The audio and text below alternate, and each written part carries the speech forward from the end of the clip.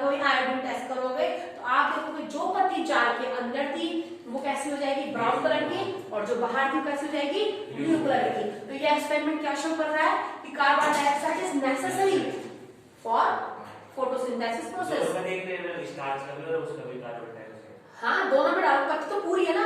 अब आपने ये पूरी पत्ती थी, देखो इस तरीके से, तो आपने क्या करा, इस पूरी पत्ती को आधा तो किसके अंदर डाल दिया, जार के अंदर, और आधा बाहर रहने दिया। तो ये वाली तो खाना बनाएंगे होगी ना कार्बन डाइऑक्साइड के प्रेजेंस में एटमॉस्फेयर में, ये वाली तो नहीं बना रही होगी खाना, क्योंकि इसमें आपने क्या डाला था यहाँ नीचे पे, KOH डाला था।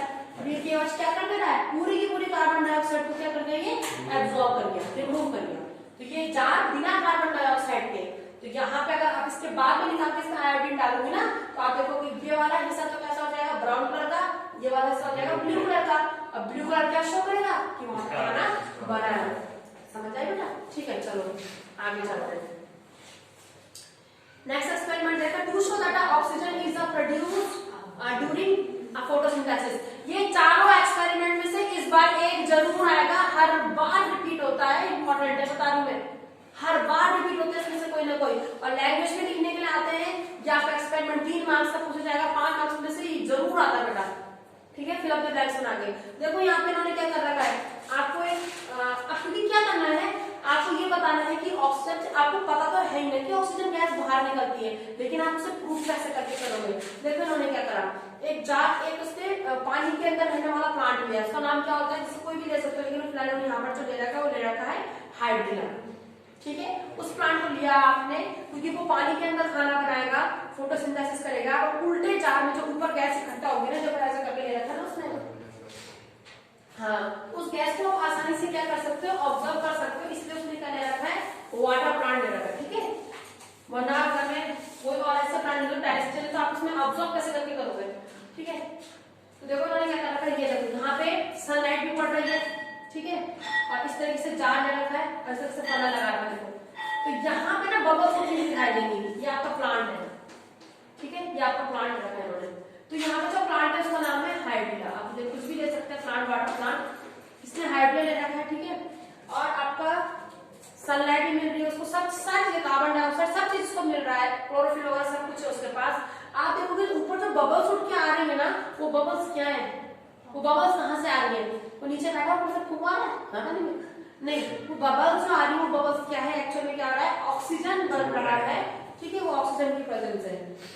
अच्छा, अब ये ऑक्सीजन गैस है, आपको कैसे पता चलेगा, हम जैसे ही इसके नजदीक क्या लेके जाते हैं, splinter burst into a flame, तुरंत वो जलती हुई, जो कहते हैं ना स्प्लिंटर होगा, तो वो उसकी रोशनी और तेज हो जाती है। ठीक है, स्प्लिंटर को लेके जाएंगे सामने पे उसके, तो स्प्लिंटर क्या करता है, आग होती है समझ लो, तो उस स्प्लिंटर को लेके जाते हुए हमें आपकी जो होते हैं ना स्प्लिट, वो होती है, क्या बोलते हैं, दिया टाइप का होता, अरे जिसमें एक्सपेरिमेंट करते हैं हम लोग, लैम्प टाइप का होता है, लैम्प नहीं होता उसको, बर्नर जो जिसके ऊपर हम लोग एक्सपेरिमेंट करते हैं, उसकी लौ होती है ना, उसको नजदीक लेके जाते हैं तो वो लौ और तेज हो जाएगी। और तेज का मतलब इसमें से कौन सी गैस निकल रही है, ऑक्सीजन। ऑक्सीजन के बिना और कोई गैस भी अब किसको सपोर्ट नहीं करती है, कंबशन को सपोर्ट नहीं करती। तो हमें इससे पता चलेगा कि ये जो गैस निकल के आ रही है कौन सी गैस है, ऑक्सीजन है। चारों डायग्राम, चारों एक्सपेरिमेंट समझ में आ गए। ठीक है, अब इसके लास्ट पॉइंट पे चलते, देखो इंपॉर्टेंस हो गई, फैक्टर हो गए, एक्सपेरिमेंट हो गए। मैंने आपको ये नहीं पढ़ाया, प्रोसेस ऑफ फोटोसिंथेसिस नहीं पढ़ाया था। अब आज इसको टॉपिक को खत्म करते हैं, यहाँ पे प्रोसेस ऑफ फोटोसिंथेसिस ये है क्या। वैसे इन्होंने कहा था कि हमारे पास फोटोसिंथेसिस को कैसे लिखा जाता है, यहाँ तो कैसे कैसे होता है प्रोसेस में, ये देखो इस तरीके से होगा।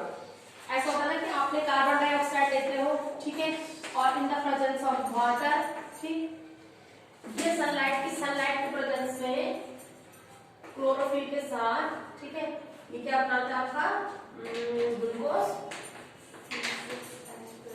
और वाटर, ये दोबारा यूज हो जाएगा और ऑक्सीजन गैस रिलीज। ठीक है, ये मेन रिएक्शन है फोटोसिंथेसिस की।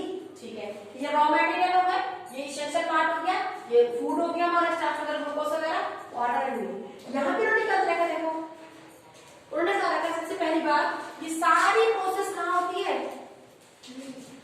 लीव्स में होती है ना, घटिया सारा से लीव्स में होती है। लेकिन लीव्स में तो सबको पता था खाना बन रहा है। अब आप सीधे क्लासेस में हो तो आप आंसर लिखोगे मेसोफिल। मैंने उस दिन बताया था मेसोफिल सेल, ठीक है। क्लोरोफिल कहाँ पाया जाता है? क्लोरोप्लास्ट में। रिएक्शन कहाँ आ रही है? मेसोफिल सेल में हो रही है, ठीक है। अब इसमें इन्होंने क्या दे रखा, देखो आपने मैक्सिमम ये देखा होगा, during a day time when sunlight fall on the leaf the light energy is trapped by chlorophyll of the upper layer of mesophyll specially the palisade cell. और इसमें से भी याद रखना मेसोफिल सेल जैसे पूरा है, उसमें से अपर सरफेस में जो काम कर रहा था वो तो होते हैं पेरिसाइट सेल, जिनका काम होता है एनर्जी को क्या करना? ट्रैप करना, ठीक है बेटा। एनर्जी को ट्रैप करने का ये काम करते हैं बेसिकली, मेसोफिल करते हैं, लेकिन उसमें से नीचे कौन होते हैं? पेरिसाइट सेल होते हैं, वो क्या करते हैं? एनर्जी को ट्रैप करते हैं और आपका इस तरीके से खाने की मैन्युफैक्चरिंग करते हैं, ठीक है। अच्छा, आपसे पूछा जाता है कार्बन डाइऑक्साइड कहाँ से मिलेगा? फ्रॉम एटमॉस्फेयर से मिलेगा। वाटर कहाँ से मिलेगा? सॉइल से मिलेगा, ठीक है। अब देखो यहाँ पे जो ये आपका वाटर था ना, इसको कैसे यूज किया जाता है? इन्होंने कहा कि आपके पास फोटोसिंथेसिस के दो फेस होते हैं, the two main faces of photosynthesis. पहला है लाइट डिपेंडेंट, फोटोसिंथेसिस के दो फेस है, ठीक है। या कि दो फेसेस में फोटोसिंथेसिस आपका डिवाइड होता है। एक होता है लाइट डिपेंडेंट, ठीक है, जिसमें लाइट की जरूरत होती है, और एक होता है लाइट इंडिपेंडेंट। आपको ये मत बोलना कि रात में होने वाली प्रोसेस है, ठीक है, वो वर्ड गलत हो जाएगा, ठीक है। दोनों ही प्रोसेस दिन में होती है, लेकिन इस प्रोसेस को लाइट की जरूरत होगी, लाइट नहीं होगी तो नहीं होगी, ठीक है, प्रोसेस ही नहीं होगी। लेकिन ये वाली प्रोसेस अगर लाइट नहीं भी है ना, तब भी ये प्रोसेस हो जाएगी, ठीक है। रात से इसका कोई कनेक्शन नहीं है, ठीक है। इसको डार्क फेज भी कहा जाता है, इसको लाइट फेज कहते हैं, इसको डार्क फेज कहते हैं, ओके। अब लाइट होती है तो उसमें होता क्या है? देखो सबसे पहली बात तो लाइट एक बहुत इंपॉर्टेंट रोल प्ले करती है, वो क्या है? देखो यहाँ पे नोट दे रखा है, the light reaction take place in a thylakoid. पहला पॉइंट, जो लाइट रिएक्शन है वो कहाँ हो रही है? थैलाकॉइड में, यानी क्लोरोप्लास्ट क्या है? या फिर थैलाकॉइड होती है, पहला पॉइंट तो ये हो गया, ठीक है, ओके। नाउ इसमें क्या होता है? थैलाकॉइड में क्या होता है? क्लोरोफिल प्रेजेंट है, क्लोरोफिल एनर्जी को ट्रैप करता है। अब जैसे ही एनर्जी को ट्रैप करेगा, सबसे पहला काम क्या होगा? फर्स्ट स्टेप, सबसे पहले आपका एक्टिव हो जाएगा लाइट पड़ते ही साथ, कौन एक्टिवेट कौन होगा? क्लोरोफिल, ठीक है। The chlorophyll on exposed to light energy become activate to absorbing photon. Photon क्या है? What is the meaning of photon? Photon is the package of energy. Light energy को हम लोग क्या कहते हैं? फोटोन कहते हैं, ठीक है। लाइट की एनर्जी को यहाँ पे फोटोन कहा गया था, तो घबराने की कोई जरूरत नहीं है, वो एनर्जी, ठीक है। तो क्या होता है? तुरंत हमारा जैसे ही लाइट पड़ती है, हमारा क्लोरोफिल क्या हो जाता है? एक्टिव हो जाता है। अब क्लोरोफिल एक्टिव होता है, दूसरे स्टेप में क्या होता है? Splitting of water. ये वाटर है ना हमारे पास, ठीक है, इसकी क्या हो जाती है? Splitting of water. इसमें नाम दे रखा है the absorb energy is used in splitting of water. देखो ये रहा हमारे पास वाटर, और इसको हम स्प्लिट करेंगे, काफी टूटेगा, ये टूटेगा आपका हाइड्रोजन में प्लस इलेक्ट्रॉन में प्लस ऑक्सीजन में। तो ऑक्सीजन तो आपकी बाहर निकल गई, ठीक है, और ये आपका H पॉजिटिव। वैसे उन्होंने इसकी आयनिक रिएक्शन दे रखी है। अगर आप लोग तो आप कैसे तोड़ते हैं? H2 और O2 में तोड़ते हैं ना, तो उस H2 को भी तोड़ा हुआ है, समझ आ रही? मतलब आपने तो H2O2 में तोड़ा था ना, O2 तो बाहर निकल गई, तो H2 को भी इन्होंने आयन में तोड़ रखा है, क्योंकि आयन ही इस्तेमाल होते हैं केमिकल रिएक्शन में, पूरा मॉलिक्यूल इस्तेमाल नहीं हुआ ना, तो वो आयन की फॉर्म को इस्तेमाल किया गया है, ठीक है। तो आपको समझ में आएगा लाइट प्रोसेस में करना क्या था? लाइट प्रोसेस में दो प्रोसेस होंगी। सबसे पहले जो लाइट पड़ेगी वो क्लोरोफिल को एक्टिव करेगा, जैसे क्लोरोफिल एक्टिव होगा तुरंत किसको तोड़ना शुरू कर देगा? वाटर को तोड़ना शुरू कर देगा, ठीक है। अच्छा, अब इस प्रोसेस का एक नाम था, क्या? नहीं, इस प्रोसेस को कहा जाता है फोटोलाइसिस। इसको कहते हैं फोटो, एक वर्ड में याद रखना, what is the process known as? It is known as photolysis when the splitting of water in the presence of sunlight, ठीक है। उसको हम लोग क्या कहते हैं? ब्रेकिंग ऑफ लाइट, ठीक है, स्प्लिटिंग ऑफ लाइट, फोटोलाइसिस कहते हैं। चलो भाई, एंड प्रोडक्ट क्या निकलता है इस फोटोलाइसिस का, हम देखते हैं, ठीक है।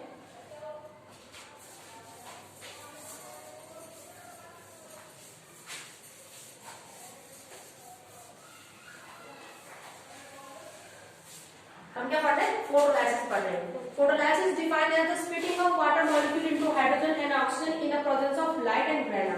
उसको क्या कहा था मैंने अभी? फोटोलाइसिस कहा था, ठीक है। लाइसिस माने प्रोसेस, फोटो माने कि लाइट की प्रेजेंस में होने वाली प्रोसेस, ठीक है। इसमें एंड प्रोडक्ट निकलता है, क्या निकलता है? देखो, जब आप वाटर को तोड़ते हो और क्या चीजें निकलती है? वो कहता है आपका जो ये हाइड्रोजन है, क्या बना था? देखो प्रोसेस में बना था, आपने ये वाटर लिया था, वाटर आपका टूट के 4 हाइड्रोजन बनाया था, इसने इलेक्ट्रॉन बनाया था और साथ में ऑक्सीजन निकाला था, ठीक है। तो ये जो आपका H पॉजिटिव था, ठीक है, the hydrogen ion are picked up by a compound, ये तुरंत पिक्ड अप कर लिया जाता है किसके थ्रू? NADP। क्या होता है NADP? क्या होता है NADP? NADP होता है nicotine amide adenine dinucleotide phosphate. Actual में ये फॉस्फेट की फॉर्म है जो कांड क्या करता है? उस मिनरल्स को अपने अंदर बनाता है, ठीक है। तो ये फॉर्म बनती है और ये तुरंत क्या बनाता है? अब ये इसके साथ अटैच होता है, ये बनाएगा NADPH, ठीक है। हाइड्रोजन पहला यहां इस्तेमाल हुआ, ठीक। उसके बाद ऑक्सीजन था, ऑक्सीजन तो आपको पता है कि ऑक्सीजन आपका क्या हो जाएगा? एज अ गैस क्या हो जाएगा? रिलीज हो जाएगा, ठीक है। तीसरा प्रोडक्ट क्या था हमारे पास? इलेक्ट्रॉन बचा हुआ है, इलेक्ट्रॉन कन्वर्ट। अब आपके पास ADP है, याद है आपको? एडोनाइन डाइफॉस्फेट होता है। अब इसको ट्राइफॉस्फेट बनाने के लिए क्या किया जा रहा है? इसमें वो कहता है जो आपका इलेक्ट्रॉन था वो इलेक्ट्रॉन कन्वर्ट कर रहा है ADP को, किसमें कन्वर्ट कर देता है बेटा? ADP में। समझ आया? हो गया? तीनों काम आ गए, हाइड्रोजन इस्तेमाल हो गया, इलेक्ट्रॉन इस्तेमाल हो गया, ऑक्सीजन आपका रिमूव हो गया। और जिस वाली प्रोसेस को when ADP is converted into ATP, now the process known as, अच्छा क्या हो रहा है? आपका फॉस्फेट का आयन बढ़ रहा है ना, फॉस्फेट का आयन बढ़ रहा है, उस प्रोसेस को कहा जाता है फॉस्फोराइलेशन, यानी एडिंग ऑफ फॉस्फोरस, ठीक है। उसको कहते हैं फॉस्फोराइलेशन, ठीक है। साहब समझ में आया? किसको नहीं आया बताओ? फिर आगे चलते हैं, लाइट इंडिपेंडेंट फेज पे चलते हैं। मैं रिपीट कर देता हूँ। फोटोलाइसिस माने होता है लाइट की प्रेजेंस में वाटर का स्प्लिट होना, ठीक है। लाइट की प्रेजेंस में वाटर के स्प्लिट होने को फोटोलाइसिस कहा जाता है। Splitting of water into oxygen, hydrogen ion and electron, ठीक है। नाउ हाइड्रोजन आयन का काम क्या होता है? हाइड्रोजन आयन यूज हो रहा है प्लांट में, क्योंकि प्लांट के अंदर जो मैकेनिज्म है उसके अंदर आपका NADP होता है, ठीक है, निकोटामाइड डाइफॉस्फेट, डाइन्यूक्लियोटाइड फॉस्फेट, ठीक है। ये आपका किसमें कन्वर्ट होता है? आपका NADPH में कन्वर्ट होता है, जो कि आपकी क्या है? एक एनर्जी की या फोर्स की फॉर्म है। इसके बाद जो ऑक्सीजन था वो ऑक्सीजन आयन मिल के किसमें कन्वर्ट हो जाता है? गैस में कन्वर्ट होता है, वो गैस आपकी रिलीज आउट हो जाती है, ठीक है। तीसरा प्रोडक्ट था हमारे पास ADP, ठीक है, डाइफॉस्फेट की फॉर्म का, इलेक्ट्रॉन उसको कन्वर्ट करता है, कन्वर्ट करने के बाद फॉस्फेट को ऐड करता है, वो किसमें हो जाता है? ADP में एनर्जी बनाता है। इसीलिए कहा गया था कि दिन के टाइम में एनर्जी बनती है ATP, और ATP बनेगा तो वो क्या करेगा? K पॉजिटिव की कॉन्सेंट्रेशन को बढ़ाएगा, और जैसे दिन में K पॉजिटिव की कॉन्सेंट्रेशन बढ़ेगी स्ट्रोमेटा खुले रहेंगे, याद है? तो ये ATP दिन के टाइम पे ही बनती है मैक्सिमम, ठीक है, क्योंकि फोटोसिंथेसिस प्रोसेस दिन के टाइम में होती है, तो ATP दिन के टाइम होती है, ठीक है। अब यहाँ पे मैंने एक वर्ड यूज करके दे दिया कि जब आपका ADP इलेक्ट्रॉन कन्वर्ट करके ATP में कन्वर्ट करता है तो उस प्रोसेस का नाम होता है फॉस्फोराइलेशन। तो देखो, बिना लाइट के कितनी प्रोसेस में होना था? लाइट नहीं होती तो ये 3 प्रोसेस तो होने से नहीं होती ना, तो सीधे इसलिए कहा जाता है लाइट डिपेंडेंट फेज, ठीक है। अब इंडिपेंडेंटली क्या होता है? जो खाना आपका बन गया ना, ग्लूकोज बन गया, वो आगे की तरफ जाता है, उसको कहते हैं लाइट इंडिपेंडेंट फेज। तो इसमें रात की जरूरत नहीं है, बस लाइट नहीं होगी तो भी ये काम करेंगे, लेकिन ये दोनों प्रोसेस साथ साथ में ही लगभग चलती रहती है। एक तरफ खाना बनता रहता है, दूसरी तरफ खाना सप्लाई होता रहता है, ठीक है। इसमें क्या होता है? इस वाले केस में क्या होता है? कन्वर्जन होता है बेटा, ठीक है। लाइट इंडिपेंडेंट फेज में क्या होता है? आपका कन्वर्जन होता है। किसका कन्वर्जन हो रहा है? कन्वर्जन हो रहा है यहाँ पे ग्लूकोज का में इनटू स्टार्च, क्योंकि उसने कहा था कि एकदम से खाना ट्रांसफर नहीं होगा, थोड़ा टाइम लगेगा खाने को ट्रांसफर होने में, तो ग्लूकोज धीरे धीरे किसमें कन्वर्ट होता रहता है? स्टार्च के फॉर्म में कन्वर्ट होता रहता है, ठीक है, okay. Now several glucose molecules are transferred to produce one molecule of starch. This process is called a polymerization. Polymerization किसको कहते हैं? Polymerization में क्या होता है? एक ही मोनोमर को या एक ही यूनिट को बार बार रिपीट किया जाता है, उसको कहते हैं पॉलीमराइजेशन। एग्जांपल देखो, स्टार्च में सीखे ही एग्जांपल है, पर स्टार्च से ज्यादा अच्छा आप ऐसे समझोगे। आपने पॉलीथीन पढ़ा है? पॉलीथीन सुना है ना? उसमें जो इथेन होता है ना, इथेन को बार बार रिपीट किया रहता है, number of time, ethane plus ethane plus ethane plus ethane plus ethane plus हजारों बार रिपीट करते हैं, तब जाके आपकी बनती है पॉलीथीन। समझ आया? अभी समझ आया? तो this process is known as the polymerisation. Same like that in starch also. इसमें भी क्या होता है? एक मोनोमर होता है, स्टार्च को काफी बार ऐड करा तो हम उसको क्या कहते हैं? पॉलीमराइजेशन कहते हैं। ठीक है।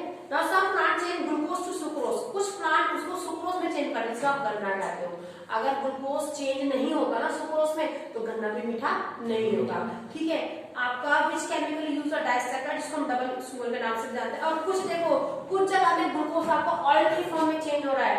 अगर ऐसा नहीं होता तो ना तो हम आज रिफाइंड ऑयल खाते, ना सरसों का ऑयल खाते, ना ऑलिव ऑयल खाते, ना कोई ऑयल खाते। समझ आई? तो ग्लूकोज कई फॉर्म में चेंज होता है। कई देखो स्टार्च, आलू में क्या होता है? स्टार्च होता है। वो कहां से आया? वो स्टोर हो गया ना, प्लांट ऊपर से नीचे तो पहुंचाया जाता है स्टार्च की फॉर्म, लेकिन वो किस में स्टोर हो गया? सीधे जाके आपका पोटैटो में इन फॉर्म ऑफ स्टार्च। ठीक है। और मस्टर्ड में आपका जो सनफ्लावर है, इसमें किसमें कन्वर्ट हो जाता है? वो glucose change into oil. Use हुआ, यूज है, जो यूज नहीं हुआ ग्लूकोज किसमें चला गया? स्टोर होकर चला गया। समझ आएगा? तो इसको हम लोग कहते हैं। तो इसमें कहीं पे भी आपको लाइट की जरूरत लग रही है क्या? होगा लाइट का कोई रोल नहीं है। फिर मैं बात बता दूं, कंफ्यूजन मत क्रिएट करना। ये रात का कोई फेस नहीं है, रात से इसका कोई कनेक्शन नहीं है। ये सीधे सीधे पैरेलल चलने वाली एक प्रोसेस है, जो किसके साथ चलती है? लाइट के साथ। लेकिन इसको लाइट की जरूरत नहीं होती, इसलिए इसको क्या कहते हैं? डार्क फेस कहते हैं। और यहाँ पे आपका फोटोसिंथेसिस चैप्टर कंप्लीट होगा। ठीक है। अगर पहले तो आप एक्सपेरिमेंट जितने भी दे रहे थे पीछे, शॉर्ट स्ट्रक्चर बेस्ड क्वेश्चन होंगे, जितने ही आप करेंगे, अगर कोई प्रॉब्लम है तो आप उसको पूछते रहिए। ठीक है। नेक्स्ट चैप्टर हमारे पास क्या है? अच्छा, यहाँ पे आपकी जो मैंने प्लांट फिजियोलॉजी थी वो पूरी कंप्लीट हो जाती है, जिसमें हम लोगों ने 3 चीजें पढ़ी है। एक तो रूट के बारे में पढ़ा, रूट एब्जॉर्प्शन ऑफ रूट पढ़ा है, दूसरा ट्रांसपोर्टेशन पढ़ा है, तीसरा हमने फोटोसिंथेसिस पढ़ा है। तो 3 ही चैप्टर है, तीनों चैप्टर के अच्छे से आप लोग क्या तैयार कर लेंगे? हाँ, स्ट्रक्चर क्वेश्चंस हो गए हमारे, 1 वर्ड के सारे क्वेश्चंस हो गए जितने दे रहे हैं। अब हम पढ़ेंगे नेक्स्ट, उसमें पढ़ेंगे हम लोग क्या? हम लोग लेंगे ह्यूमन एनाटॉमी। ठीक है। हाँ, ह्यूमन एनाटॉमी लेंगे, circulatory system, respiratory system, endocrine system वगैरह लेंगे। ठीक है।